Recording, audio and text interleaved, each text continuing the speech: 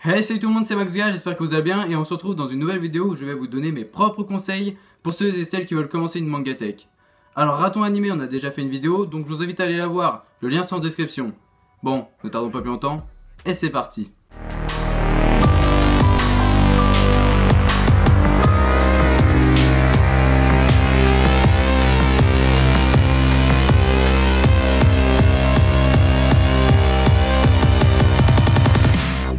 Bon, partons du principe que vous n'avez aucun manga ou seulement 2-3 dans votre mangatech.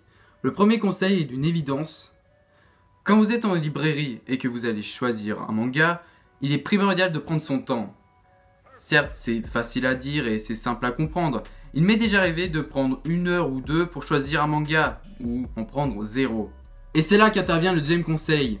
Feuilleter un manga pour voir les dessins est important. Par exemple, moi j'ai du mal à lire un manga où les dessins ne me plaisent pas, même si le scénario est incroyable, j'aurais du mal à le lire. Donc il vous faut trouver un style graphique qui vous correspond. Il faut donc éviter tout ce qui est enfantin ou flou, sauf si ça vous plaît. Alors maintenant, ce n'est pas un conseil mais un message que je veux vous adresser.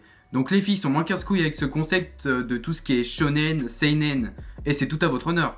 Alors les mecs, vous savez, lire des shoujo n'a rien d'honteux. Au contraire, même si Wikipédia dit les shoujo sont pour les filles, c'est loin d'être le cas. Et franchement, c'est vachement plus drôle qu'un shonen. Ça ne parle pas forcément que d'amour. Ensuite, pour ceux qui ne savent pas par quoi commencer, il existe des valeurs sûres, comme Kingdom qui est un manga génial, mais il faudrait commencer maintenant avant que ce soit trop compliqué de tout rattraper. Sinon, il y a d'autres valeurs sûres comme Blue Exorcist ou Fullmetal Alchemist. Sinon, en moins côté, il y a Fuka qui est excellent ou Yuna de la Pension Yuraji qui est tout autant sympathique. Mais en beaucoup plus connu et en beaucoup plus court, il y a A Sound Voice.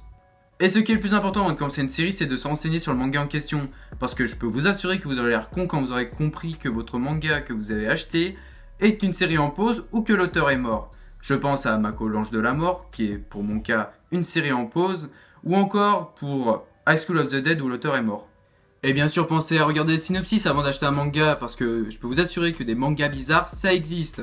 Je pense notamment à The Quasar of Stigmata. Nous arrivons au terme de la vidéo, j'espère qu'elle vous aura plu. Évidemment, ces conseils sont tirés de mon expérience personnelle. Donc oui, j'ai déjà pensé que les shoujo étaient réservés uniquement aux filles.